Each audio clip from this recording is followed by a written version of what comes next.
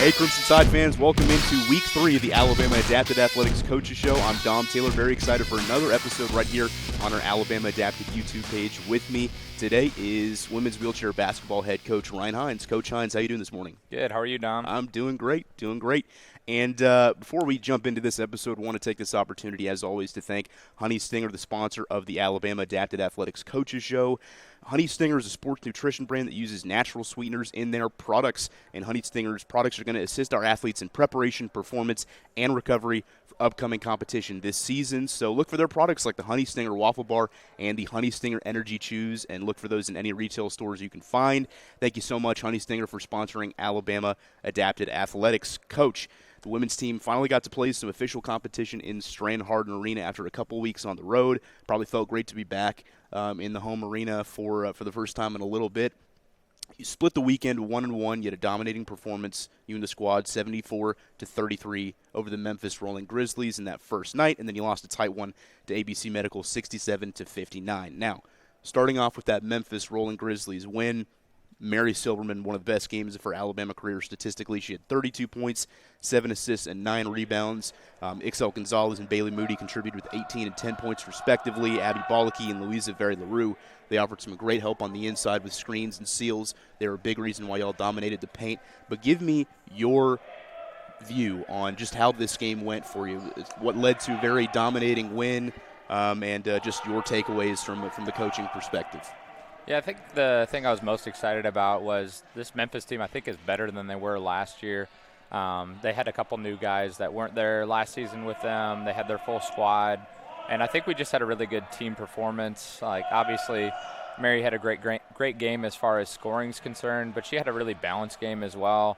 And I think it was a lot of the other stuff we were doing in transition on the offensive end that got her looks. And she's a great shooter, and she's going to knock them down when she's in her spots.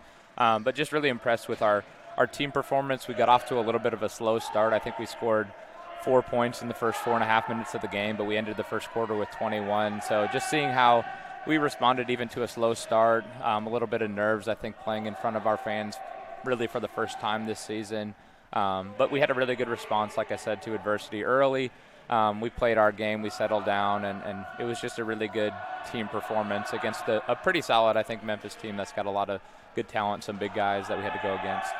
Talk about that crowd. I think you bring up a great point that I didn't even think about. I mean, I've been here now a year and a half, and Strand Harden Arena doesn't usually look like that, but last night, or at least last weekend, it was electric. And talk about just what that does for your squad when you see the local fans and different organizations showing up and supporting the Tide. Yeah, I mean, I think it's great. The community support for our program as a whole has really gone up a lot since I've been here in 2009. So I think it's great for me to see personal growth on that and just the community support, the university support. And it just creates a fun, like, electric environment like you expect at any Alabama college sporting event. And especially the fact that we had a lot of different things going on that night. There was basketball elsewhere. There was soccer right across the way. And we still had a really good crowd, and it was a really electric environment like you mentioned. So it's just great to see that community support continue to rise and university support continue to go up as well. Now, give me your thoughts on the ABC Medical game. Obviously, this one didn't go the way that you wanted it to. Michael Allprince was the main reason why that didn't occur. 41 points alone on your defense. Obviously, you're very familiar with him. Not only do you play with him on ABC when you're not coaching the women's wheelchair basketball team, but you've also coached him when he was a player here. You've got a lot of experience with him. How do you scheme around a player that just has that much of a mismatch? You're Mary Silverman and Bailey Moody, two of the taller players, as well as Ixel Gonzalez, but even they are just not even close to how tall Oppie is. So he's also got the speed. There was a play I remember. I was amazed. He ran up behind Joy and smacked the ball out of her hands, out of bounds. Mm-hmm. I've never seen anybody catch up to Joy in a fast break and do that. So how do you scheme around a player like that, just in every way, shape, and form has an edge over everybody on your squad in terms of just the measurables? How is that something that you scheme around and apply that for lessons in the future? Yeah, I think it was one of those games we talked about beforehand. It was a fun challenge for us. We're never going to see a 6'7" guy with right. his height, strength, and speed just really in any other game that we play. So it was a good opportunity, a good learning experience for us. And I talked, it was kind of funny. Oppie and I are good friends, outside of just basketball. So I talked to the girls before the game. I said we could stack, Bailey and Mary on top of each other, and we still would be a few feet short of Oppie. So he's a big guy, really talented. He works really hard at his craft, and obviously he's still playing at a national level. So we knew it was going to be a challenge, and it's one of those games we did stuff defensively that we wouldn't necessarily do anywhere else. So I think it was a fun challenge for me to try and stop. It was a fun challenge for the girls to try and stop it. And even though he ended with 41 points or something like that, we did do a better job second half making some adjustments. We stopped giving up baseline, which is our big focus. And he's a big guy. He's a good scorer. He was hitting some just tough shots. And, one thing that we want to learn from that game is not to hang our head about a good defensive possession, because good offense is going to beat good defense. So really the learning from that game is more just from a mental and attitude perspective. The basketball stuff, we're going to continue to play our game and keep progressing and getting better every day. So I'm not worried about that. It's just, like I said, there's some really good things, attitude and from that standpoint moving forward that we can learn from. Now, we have some viewers that have asked me before why Alabama is able to play, why the women's team is able to play Division II men's teams as well as co-ed teams and vice versa. Describe to our viewers just why that is, why these games are allowed to be scheduled in the NWBA, and what those really bring to your squad, being able to see some different lineups and some different, more experienced, talented players that they normally wouldn't see at the college division.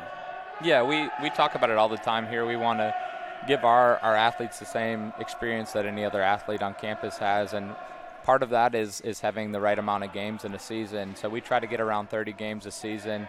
There's only so many women's teams in the division. So we view those D2 games, those D1 games, those community teams as more of like a kind of non-conference is what they are. And just like stand-up plays those non-conference games, kind of like a preseason type game leading into conference season. So for us, it's a really good kind of practice on getting ready for the college games that are going to count towards our seeding at nationals. So for us, it's a fun challenge to go against some different teams that we won't see very often, some height that we might not necessarily see in the women's division, and we want to get better every day. And part of that is challenging us with different games, different teams, different speed, different height.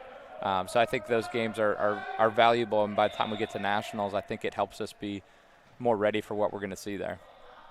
Now, I have to ask you this question because every time you play this game, I see I try to look for the interaction between you and Caitlin, your wife, who also plays for ABC Medical. You play together sometimes when, you're playing Alabama's men's team or a different Memphis this last weekend. But then there's this game where you're on opposite sidelines and you're both competitors and it's go time, right? Yeah. What's that interaction like? Are you trash-talking each other on the bench? Is she saying Snyder marks as she rolls by you on the sideline?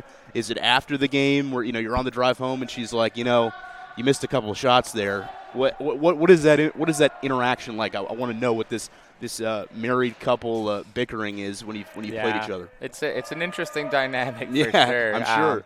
I don't think either of us are big trash talkers, but of the two, I would say I'm more of one. Okay. So, after the game, I'll tell her, hey, good game. You missed a couple easy ones in there, but no, she's a great player. So it's definitely different, like coaching against your significant other. But she's a great player, and obviously she makes like Oppie's job that game a lot easier because she seals better than a lot of people for sure. Yeah, that's always fun. I'm going to be on the lookout. I'm hoping that one day it's going to get so bad that I'm going to be up here in the broadcast booth and my mic's going to pick up something that we'll have to hit the the mute button. It was pretty funny. Last year we played against Caitlin and one of the girls knocked her down, and I had already had a sub ready to go, and I pulled her out. I was like, why I'm pulling you out? Because you took Caitlin down. But it was it's just a planned sub. So yeah, it's got to be somebody knocks her over. I imagine your first jerk reaction is to just get into the game. Yeah, exactly. Yeah, well, it's a fun interaction. Thanks for sharing that with us. We'll get back into the serious stuff now. Heading into, we've got a 2-week bye. Obviously, this week we don't have any tournaments, but the next week is Thanksgiving, so we have a little bit of a break. But then it's Whitewater, And Whitewater is going to have some of the toughest competition overall that we've seen up to this point, maybe for the rest of the season. So getting ready for this Whitewater tournament, what's the focus on the team right now in terms of what you're trying to prepare for, both from a mental standpoint and a fundamental standpoint, to get ready for such a big tournament? Yeah, I think for us it's kind of business as usual. We are looking for a little rest because I think the girls have been working super hard. Classes are really busy right now. I know a lot of the girls have a lot of tests this week, so definitely prioritizing rest right now, making sure everybody is healthy by the time we go to Whitewater because like Louisa is kind of coming off of a flu right now, so she's sick and there's just a lot of bugs and stuff going around. So prioritizing rest for sure, prioritizing academics for sure, but then also staying busy, staying active and ready to go. By the time we get to Whitewater, we're feeling good, we're feeling ready. So just implementing a few new things, which we usually do around this time of the season, getting ready in case teams decide to press us, having our press break ready to go, continuing to progress and make different reads on the defensive end.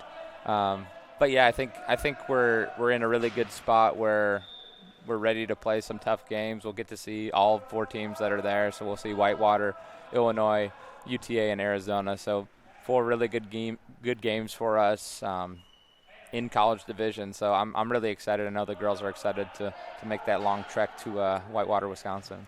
And it is a long trek. It's a lot of hours in a bus, but once we get there, it's all excitement and fun and great competition. We've seen Arizona at this point. We've seen UTA. The team's been able to beat both of them up to this point, but there's going to be there's new coach. There is a new coach for Whitewater, and there might be some new faces for both squads, including Illinois.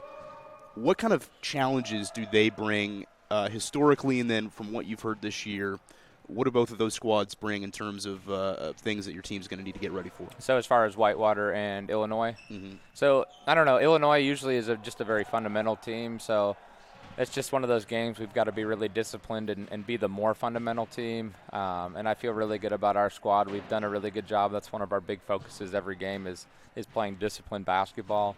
So I think for them it's just be ready for a really fundamental game, and as long as we do our job, we're going to be in really good shape by the end of it. And then as far as Whitewater goes, like you said, new coach, probably some new schemes they're going to have out there. I know they've got a couple new girls, so it'll be a fun challenge. It's always a little different going against a team for the first time with some new faces. But I think, like I said, as long as we play our game and we stay disciplined and fundamental, I think we're going to be in good shape in both of those games. Coach, before we go, a very important question for you. It is turkey season. Oh, yes, it is. All right? It is Thanksgiving season. The Thanksgiving season is upon us, so I have to know, when the Thanksgiving spread is laid out, what is the first thing you're looking at? What are you beelining for to get on your plate first? So, big fan of Thanksgiving. Big food guy for sure. Yep. But I love the cranberry sauce. And I do too. And not do too. See, but I'm not a homemade. I like this plop it out of a can. Well, I think it's underrated. I do. I think it's underrated. It has the ridges. Those are your cut lines. It's perfect. It's aesthetically pleasing and it tastes good. And I'm totally with you. All right, good. I'm totally with you. And is there anything that's a Scotty thing in terms of Thanksgiving for where you're from? Is there anything particular? Is it cheese curds? Do those make the table? I mean, they should for everything. Right? Like a little appetizer cheese curds, always good. Can't beat it. My aunt makes this. It's called cranberry fluff. It's marshmallows, cranberry. Oh, kind of like ambrosia almost. A little bit, okay. Yeah, a little bit. It's pretty solid. Okay. It's pretty solid. Man, now I'm excited for Thanksgiving. Yeah. Very much excited for Thanksgiving. You got me hungry, too. I'm going to have to go eat my lunch early after this. Coach, thank you so much for being with us today. Really, really great. We really appreciate it. A lot of great stuff there, and very excited for the Whitewater tournament coming up. And that's all we got for the Alabama Adapted Athletics Coaches Show. I want to thank all of our sponsors as well: Honey Stinger, Hollister, RGK, Jalapenos, Physiolite, ABC Medical, Truist, WVUA, and Powerade. All of the above. Thank you so much for sponsoring Alabama Adapted Athletics. Our next live streams, December 2nd and 3rd from Whitewater. Those available on BamaAdapted.com. There's going to be 8 of them in total, so a lot to watch that weekend. Follow us on socials, Alabama Adapted, Twitter, Instagram, Facebook, YouTube, and TikTok. And, of course, check back in on YouTube for weekly editions of the Alabama Adapted Athletics Coaches Show. Have a happy Thanksgiving from myself and Coach Hines, and have a great rest of your day wherever you're watching. Roll Tide. Roll Tide.